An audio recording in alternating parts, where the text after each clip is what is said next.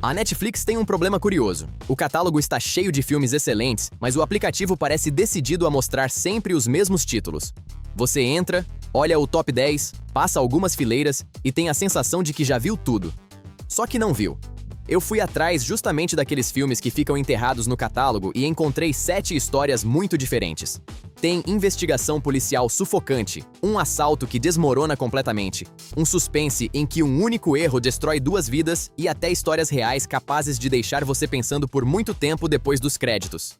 E deixei nas primeiras posições alguns filmes que parecem simples quando você lê a sinopse, mas entregam muito mais do que isso. Número 7. O Desconhecido. Até onde você conseguiria fingir amizade com alguém que acredita ser um assassino? Essa é a situação perturbadora de O Desconhecido. Joel Edgerton interpreta um policial infiltrado que precisa se aproximar de um homem suspeito de assassinato. O objetivo é conquistar sua confiança, entrar na vida dele e levá-lo pouco a pouco até uma confissão. Do outro lado está Sean Harris, criando um personagem tão estranho e imprevisível que até as conversas aparentemente banais carregam alguma ameaça. E não espere aquele suspense policial cheio de perseguições e tiroteios. Aqui, a tensão está no silêncio.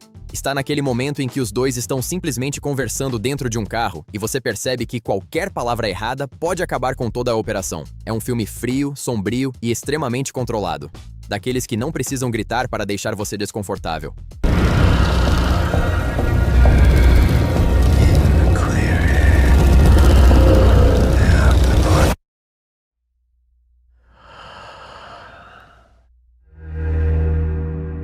Número 6. 22 de julho. Esse aqui é pesado. 22 de julho é baseado nos atentados ocorridos na Noruega e acompanha não apenas a tragédia, mas principalmente aquilo que acontece depois dela. A sobrevivência, o trauma, a busca por justiça e a tentativa de reconstruir uma vida depois de algo praticamente impossível de compreender. E eu acho que é justamente isso que diferencia o filme. O impacto não está apenas na violência, está em acompanhar um jovem sobrevivente tentando recuperar o próprio corpo e a própria vida enquanto famílias inteiras precisam lidar com o luto e o país tenta entender como responder ao que aconteceu. Não é um filme leve e definitivamente não é aquele tipo de produção que você coloca apenas para passar o tempo, mas é intenso, humano e extremamente difícil de assistir com indiferença. Quando termina, a sensação não é de ter visto apenas um suspense baseado em fatos reais. É de ter acompanhado as consequências de uma tragédia muito além do momento em que ela aconteceu.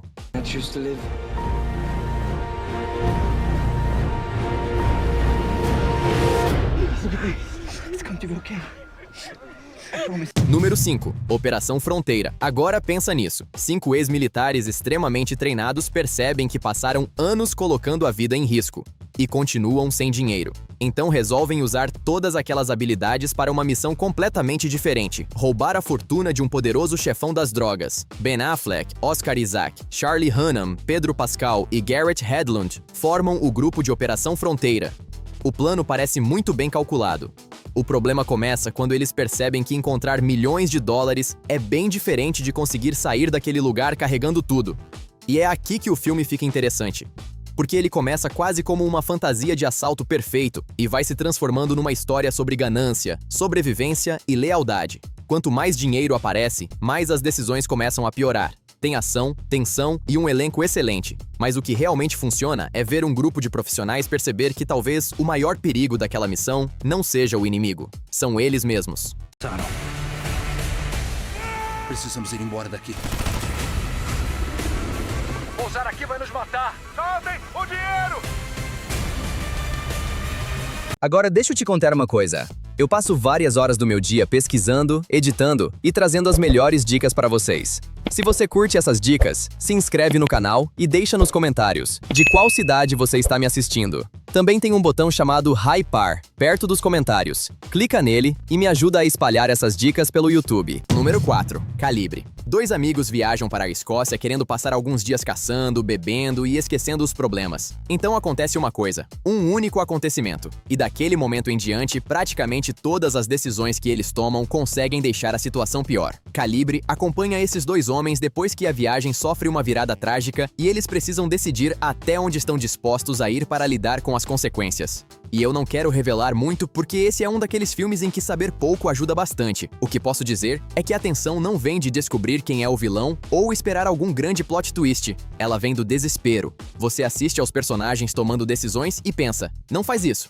E eles fazem. Depois fazem algo ainda pior. Calibre é pequeno, sombrio e extremamente angustiante. Não precisa de uma grande produção, porque o verdadeiro pesadelo é ver duas pessoas tentando escapar de uma situação que elas próprias ajudaram a criar.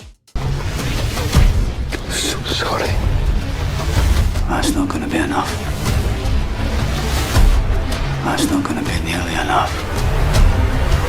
Número 3. O Menino que Descobriu o Vento. Nem todo filme escondido precisa ter assassinato, crime ou alguma grande conspiração. Às vezes, uma das melhores histórias começa simplesmente com um garoto, um livro de ciências e um problema que parece impossível de resolver. O Menino que Descobriu o Vento é baseado em uma história real e acompanha um jovem que vive em uma comunidade ameaçada pela fome. Depois de encontrar inspiração nos livros, ele decide construir uma turbina eólica, na tentativa de ajudar seu vilarejo. E o filme funciona porque não transforma isso numa história fácil de superação. Existem dificuldades econômicas, conflitos familiares e pessoas que simplesmente não acreditam que aquele garoto consiga fazer diferença alguma. Maxwell Simba entrega uma atuação muito natural e Chiwetel Ejiofor também aparece entre os principais nomes do elenco. É emocionante sem precisar forçar o tempo inteiro uma lágrima do espectador. E talvez seja exatamente por isso que algumas cenas funcionem tão bem. Você termina o filme lembrando que, às vezes, uma ideia aparentemente pequena pode mudar a vida de muita gente.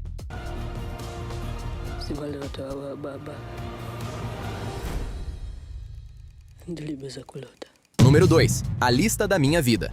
Imagina perder sua mãe e, em meio ao luto, descobrir que ela deixou uma missão para você. Terminar a lista de sonhos que você escreveu quando ainda era adolescente. É assim que começa A Lista da Minha Vida. Sofia Carson interpreta Alex, que precisa revisitar coisas que desejava antes de a vida adulta transformar seus planos. Só que, conforme tenta cumprir essa lista, ela começa a encontrar segredos da própria família, novos relacionamentos e principalmente uma versão de si mesma que tinha deixado para trás. E sim, existe romance. Mas eu acho que reduzir esse filme a uma comédia romântica seria perder justamente o que ele tem de mais interessante. A lista funciona quase como uma desculpa para obrigar a protagonista a olhar para a própria vida e perguntar: eu realmente escolhi isso ou apenas fui deixando as coisas acontecerem? É leve em vários momentos, emocional em outros, e tem aquele tipo de história que provavelmente vai fazer muita gente pensar na própria lista de coisas que ficou para depois.